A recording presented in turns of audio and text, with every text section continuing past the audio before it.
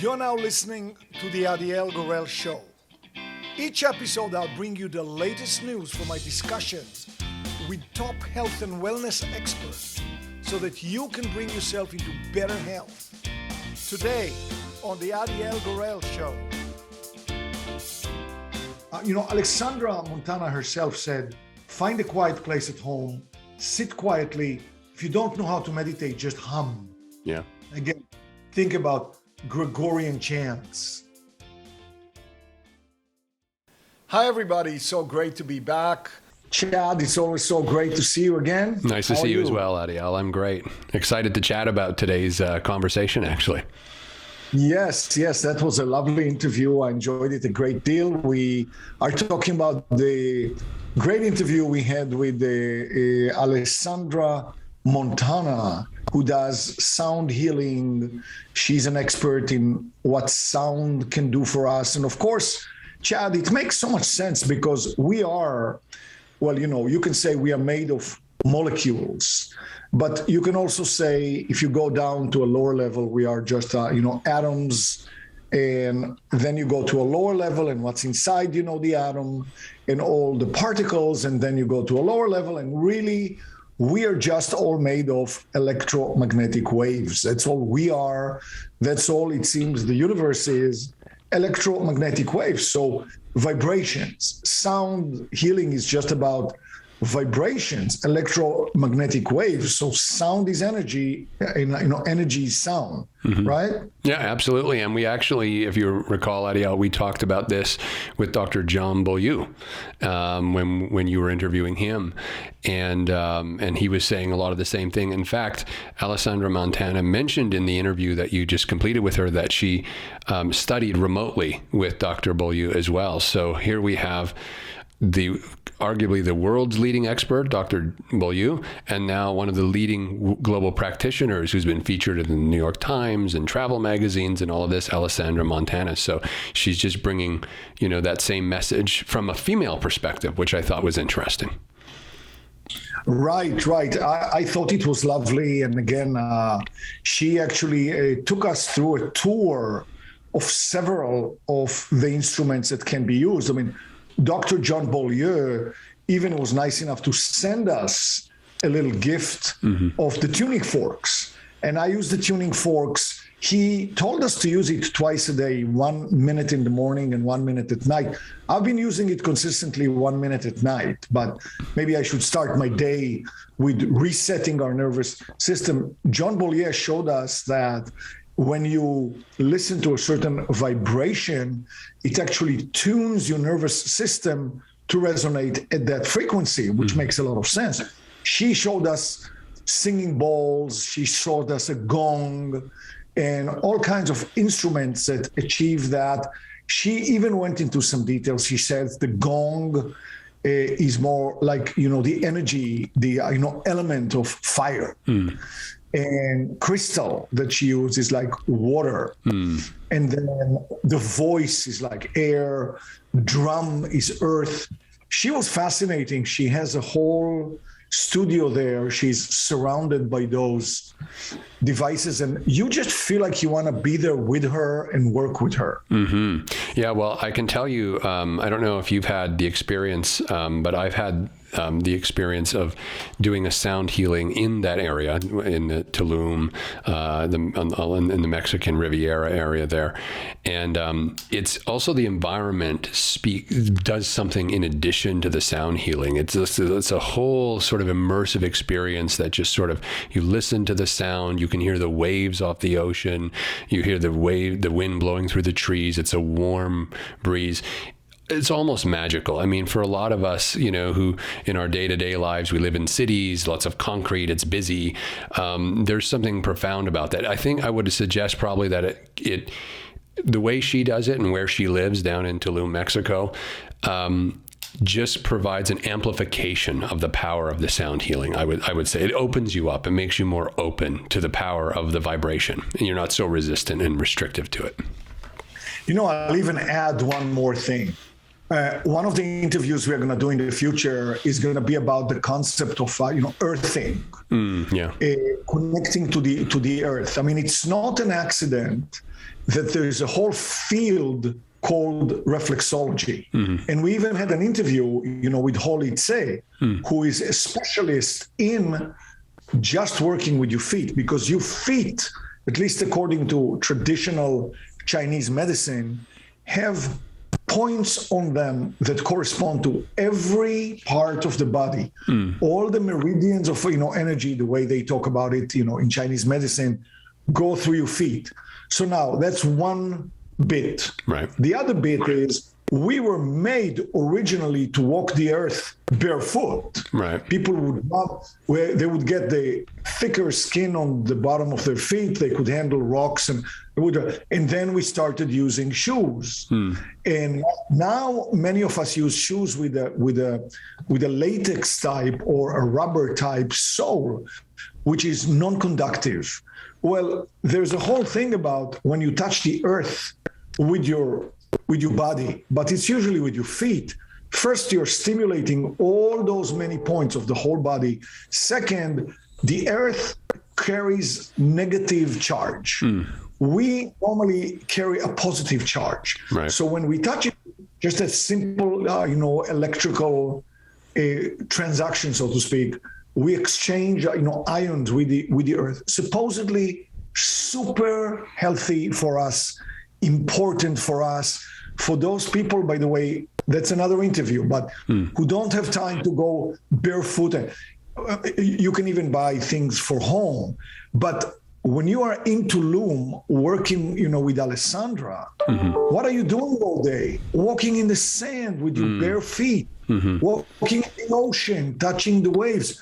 That alone primes you to a much different experience. So if you were meeting her in New York City and you were walking the street with your rubber-soled shoes, and then you met her, we'd have a great experience, but it would be so much more to the point when you are walking in the sand all day, and in the water. Well, that just kind of correlates really good, Adiel, with what Alessandra said to you in the interview, where she said even nature can be an instrument. And so what you're kind of tapping into there is that, there are the instruments that we use that elicit a vibratory effect for sound healing, but even nature itself has a healing aspect, both through the sounds, but also through the physical interactions, like you're talking about, touching it, walking in it, that kind of thing. So it's all connected. Yeah, we were made to live in nature. Our body needs a lot of what nature gives us, including the cycles of the sun and the moon. And then we had an interview, which we're going to have an interview, I should say, with a Japanese professor who is a professor at Nippon University and also works at Stanford. And he's an immunologist, but his field of research is forest bathing. Yeah. So again, just being in the forest, looking with your eyes, seeing those trees, smelling the smells, all of that stuff. Apparently, you can earth even when you touch a leaf of a tree. Just standing there with your rubber shoes, if you touch the leaf, you're basically connecting to the electrical circuit that the leaf has going into the tree, the roots, the ground. So that's interesting. I'll even take it one step further. I would suggest that we not only do we require nature, but I think one of the big misnomers in our culture over many, many years is that we're somehow separate or distinct from nature. And I would suggest we are nature. That the reason we need nature is because it is an extension of the self. And if you believe everything is energy, which I know you do and I do as well, and everything's a vibratory experience, the trees are vibrating, the ocean is vibrating, all of nature, all living things have this vibratory common thing. And so why cut ourselves off from the vibratory healing power of nature when it is us and we are it? She even said that nature is really the highest vibration of sound healing in a way. it resets you. Yeah. Within 3 days of just being out there in nature, your cellular structure from the physical, but also emotional and spiritual, is being recalibrated. And you align with your frequency to nature. Now you take that and think about, what about the people who live on the International Space Station? Great care needs to be taken to give them what they need, because you're not going to see the effects, but when they come back to Earth after maybe a year, they could be lacking in many ways. I mean, even the Jeff Bezos, Musk, or whoever flew, whatever, Bezos, Branson rather, flight into space, a short flight, may have created a certain shortage that needs to be replenished. Working with a specialist, I don't think they're thinking about that. Well, you bring up a really good point, and actually NASA has gone out on the record recently and said that flights to Mars, which of course everyone's talking about going to Mars, they say the technological requirements are more easily dealt with than the psychological, physiological, and emotional issues that the astronauts will have, because Mars is a totally different level of flight than, say, just the moon or even the space station. And right now they're saying we don't know if humans can sustain it, can survive it. We don't know. So that's a really interesting point that you bring up in terms of how connected we are to nature. Well, we are a small little soft beings living on the surface of a very small planet. You talked about, the faint blue dot. It's just a little piece in the armpit of the universe somewhere. However we came to be, whether we evolved or whatever theory that people may have, everything we are is in concert with the conditions of this particular planet. So our bodies are totally, really an extension of the planet and the planetary system. We need the sun, we need the year, the night, the day, and we are getting further and further away from it. It could potentially be that this is part of the reason why so many diseases are starting to manifest. People say it's only because people eat junk food. I'm sure that's a big part of it. It's only because people smoke. I'm sure that's a big part of it. But maybe also a part of it is just that, that we are insulating and isolating ourselves from being a part of nature. It's not uncommon now for somebody to live on the 22nd floor of a high-rise in Manhattan and spend years just being there and walking the street and enjoying the beautiful city, but there's a certain lack of connection. Yeah, no, I think you bring up some really important points. And if people, our listeners, even just consider in their own life, I have a view that, you talk about junk food, for example, right? I mean, junk food is much farther from nature than, say, a piece of fruit. Right? It's been processed, it's packaged, it's labeled, it's farther. And you think about all the areas of our lives, our homes, our cars, the food that we eat, the clothing that we wear, the farther away, this is just my view, but the farther away any of those experiences are from the natural state, the more impact it's going to have on us.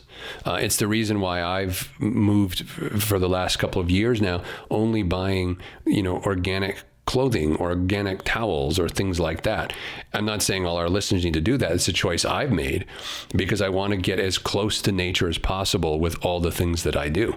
And same with food, it shouldn't be surprising that if you eat lots of fruits and vegetables, which are really close to nature, and less packaged processed foods, which are very far from their natural state, you're going to be healthier.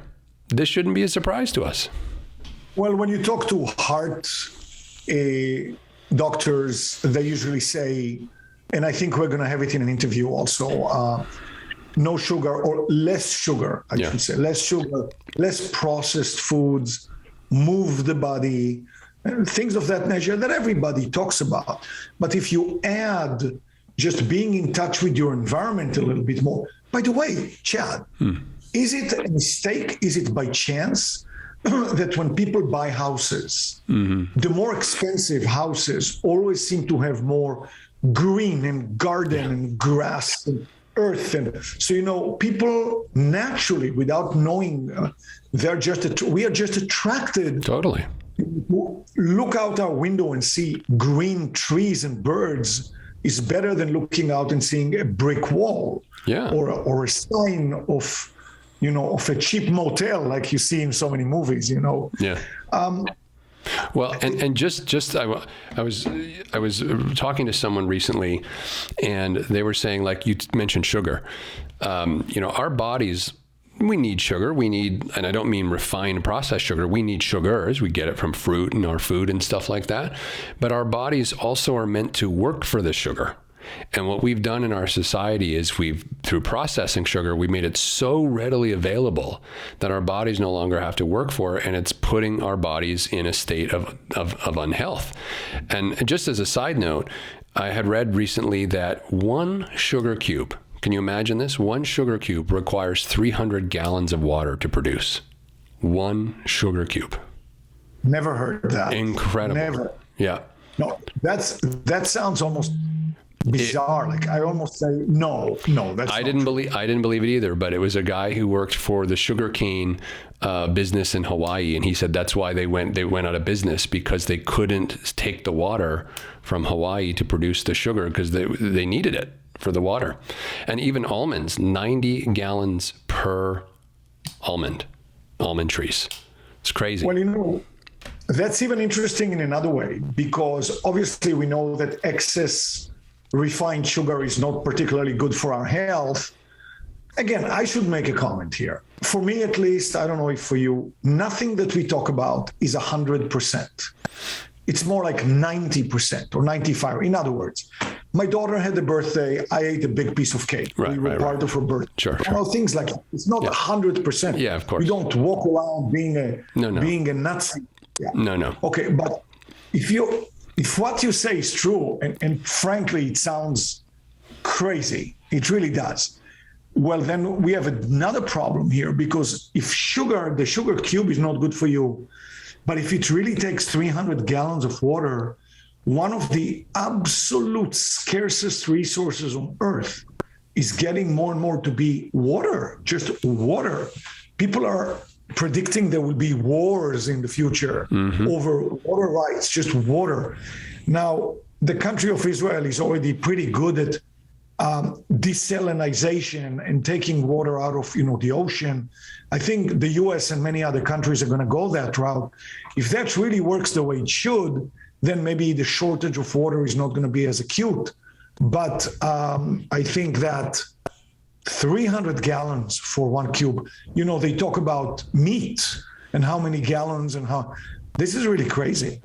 So Chad, again, going back to sound therapy or sound healing, I know it sounds, but we know about the relaxing, the nourishing power of nature. We talked about it. Yeah.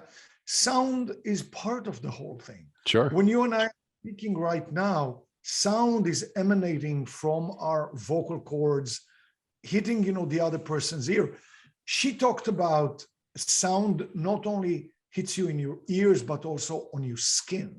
So, we don't even realize how much our very skin is a receptor. For example, we talked before about sleeping in a very dark room. And there was an experiment made in a sleep lab where they put a person to sleep in a very dark chamber, and they hooked them up to all of those electrodes and everything. And then they took a little flashlight and they shone it on the back of their knee. All the readings changed crazily. In other words, they didn't shine it at their eyes. It was behind the knee. Now, the eye may have gotten a peripheral view of that. Yes. The guy was sleeping. Yeah. But still, even our skin is more absorbent than we think. So when it comes to sound, to light, to many other things, our skin is no slouch. Yeah. Well, just think about it. I know you've had this experience because it's a very common human experience. You go to a concert, some people's voices or the music, you feel it, your skin comes alive. You get that, prickly feeling or something, like I would describe it. Goosebumps, right? All over your skin. Now, what is it about that artist or that song that gives you that and other songs don't? It's obviously vibrating at a level that speaks to you, and so the vibration is activating your skin. So we've all had that experience. Well, I think Goosebumps is more of a manifestation of emotion as it shows on our skin. But, Gurdjieff used to say that what he called objective music. He said, objective music can have any effect you desire. If you want to make people cry, with objective music, you will hit the right frequencies to make them cry. If you want to make them happy. So he had a whole school that was working on dances and music designed to have an effect on the human being. So of course, normally when you write a song and you sing your song, that's not the intent necessarily. Of course, you write the song from an emotional place probably, and hopefully your emotions can come out. But the music, the sound of the voice, the sound of the instrument. So that's why I think that what Alessandra Montana was presenting was very useful. And by the way, I have to say, just looking at her, never mind what she said, looking at her, seeing her, she sounded like a person that you want to be there with and you want to work with. She was an embodiment of what she was talking about. Absolutely. Yeah. You can tell she really lives and breathes all of the body of work that she has. And it also reminded me of your interview with the Goldmans. I think it was in that interview they mentioned that, the future of medicine, the future of health and wellness is going to be in the area of science of cymatics and vibration and all of this whole field. So it shouldn't be any surprise to us that, this is becoming more commonplace and of more interest to people, because it's let's not overcomplicate this. I mean, if you feel one way and you go into a sound bath with, say, Alessandra, she takes you through an experience. She gave you a little bit of an experience remotely in the interview. And then you leave the experience and you feel lighter, more relaxed, more happy, more whatever, maybe more energetic, whatever your feeling is. Well, the only variable that changed was you went into the sound experience. That's the only thing that's different. So obviously it has some impact. Well, it's not 100%. You could argue one other thing that changed is that you went into a room and you sat down, or you kind of thought about yourself and you dropped all the thoughts about the other world. But I think about 80% is what you say. It's exactly right. She says, and many people say it, it's not so much the words you say, it's how you say them. You can speak to somebody and have a message, but your voice can carry the message in so many different ways. It's what you just said. It's really not so much, in many ways, the emotional effect you have on your listener is not only what you say, it's how you say it. It's your voice, the resonance, the tone. Sure. And then also to go to what, Alessandra Montana herself said, find a quiet place at home, sit quietly. If you don't know how to meditate, just hum. Yeah. Again, think about Gregorian chants. They sound magical. Think about those Indian hums that you hear. Amazing. What they said about the future of healing is going to be in this kind of a wave-like approach is very logical. In about the year 1900, as you know, a prominent scientist in Europe said, science has discovered everything that can be discovered. That is, there's nothing more. That was in the year 1900. That's 121 years ago. I think you would agree, discovered a couple of things since then. A few things, one or two. So now let's think of the year 2021 versus the year 2400 or more, 300 years from now. Today, you and I talk about sound healing, Alessandra Montana. If a regular doctor was listening to the show, they may be skeptical. Come on, bullshit. Because we can't see it, we can't measure it as well. We can, but in the future, 100 years, whatever, we can measure the fact that we are electromagnetic waves, and that's all we are.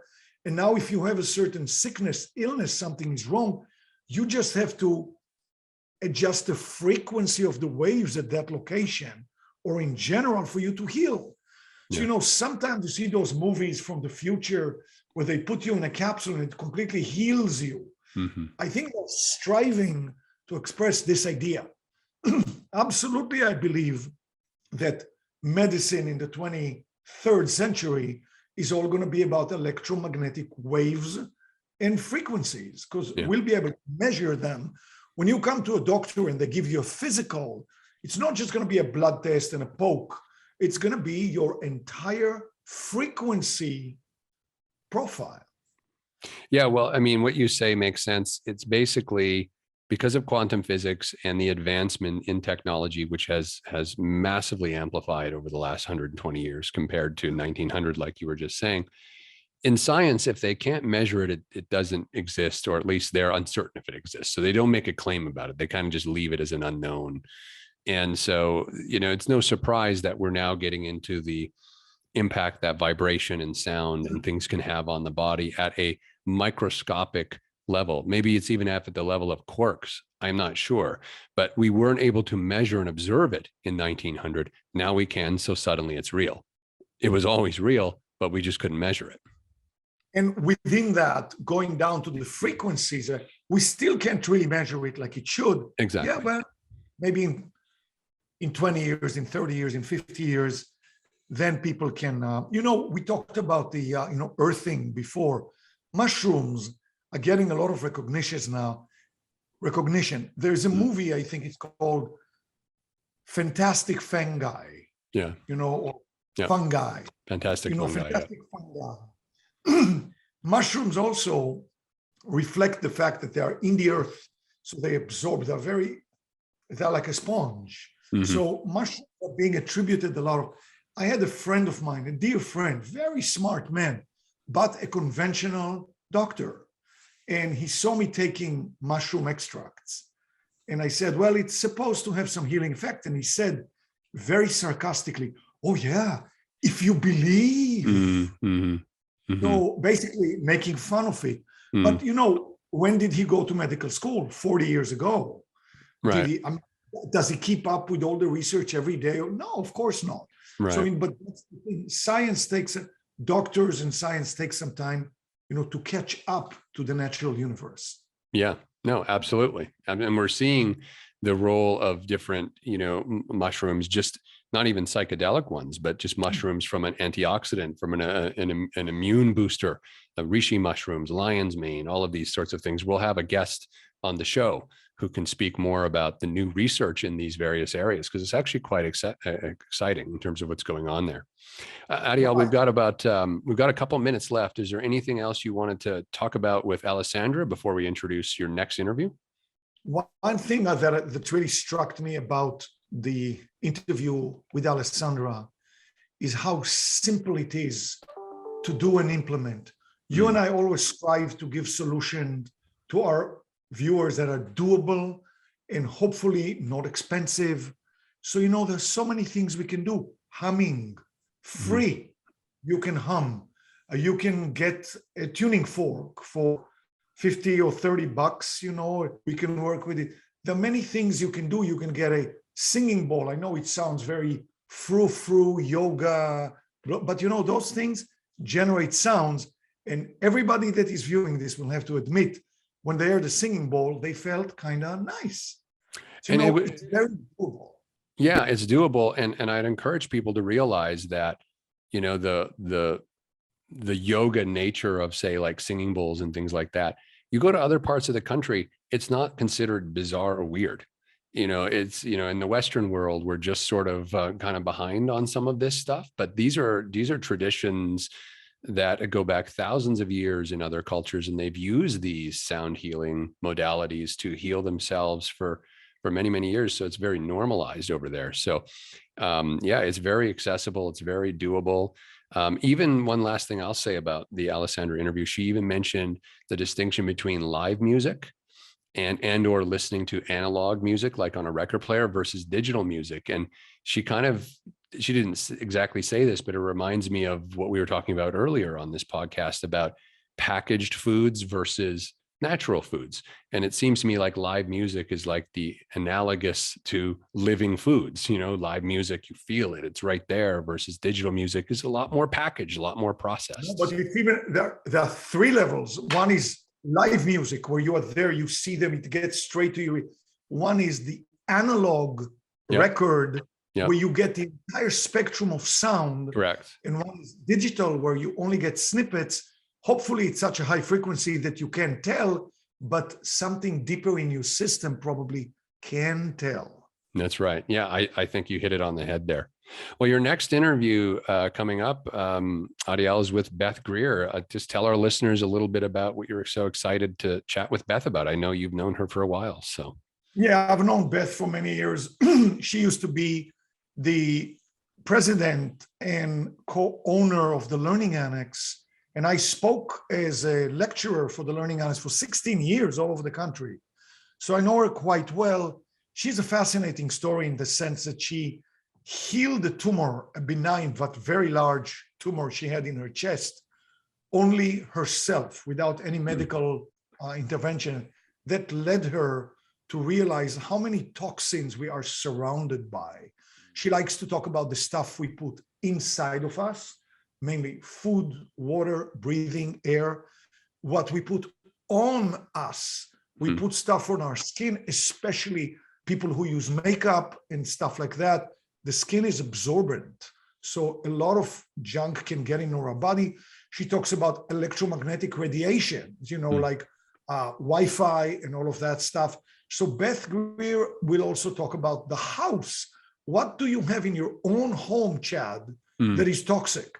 Your cleaning products. That's going to be a fascinating interview also, because once again, practical. Yeah. You can make changes in 1 minute that are meaningful to you, to your life. Absolutely. Well, any parting words as we break for this episode? Thank you, everyone, for viewing this. We hope it gave you even a slight benefit, or maybe more than just that. That's what we strive for. Thank you very much. We'll see you on the next interview. We'll see you, everyone. Till next time. Bye-bye.